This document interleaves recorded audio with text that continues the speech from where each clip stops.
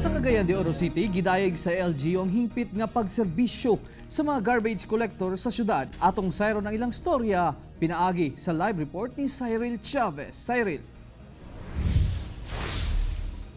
Yasriel, taliwala pa man sa hulga sa COVID-19 sa tibuok nasod.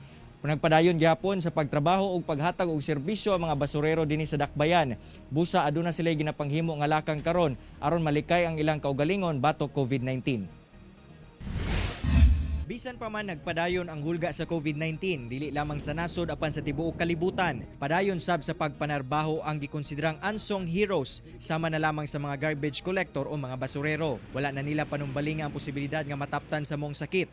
Sanglit kinahanglan gyapon silang motrabaho sa matag adlaw aron dunay kaunon. Sama na lamang nila Marvin Ludhayan ug Bilao. Pagpaulis bala ihugas yun. Nga maligo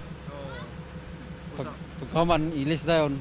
Pag di mahimo kay amo magining trabaho. Samot mo pud ka COVID ug di mi magkuhag basura. Importante lang ida nga guantes, face mask. Kumplito gyud pagpauli, balag mapas mo lagi, narapo, maligo pa ka noon.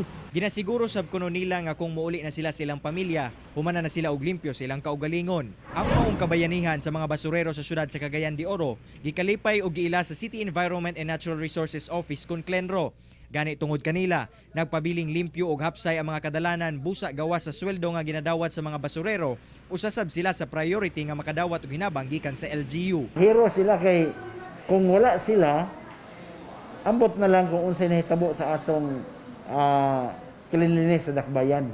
Siguro katag kaayo ang atong mga basura bisang asa sa dalan kung wala sila.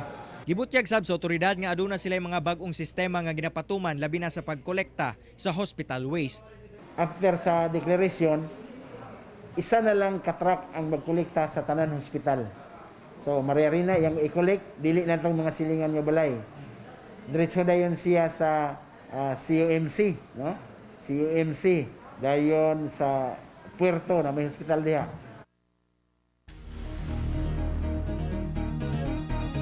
Real awag sab sa otoridad ngadto sa publiko nga dili gayud i-discriminate ang mga basurero. Inay daygon sila tungod kung wala sila sa atong katilingban dili gayud nato matagamtaman ang hapsay og limpyo nga kadalanan. Real.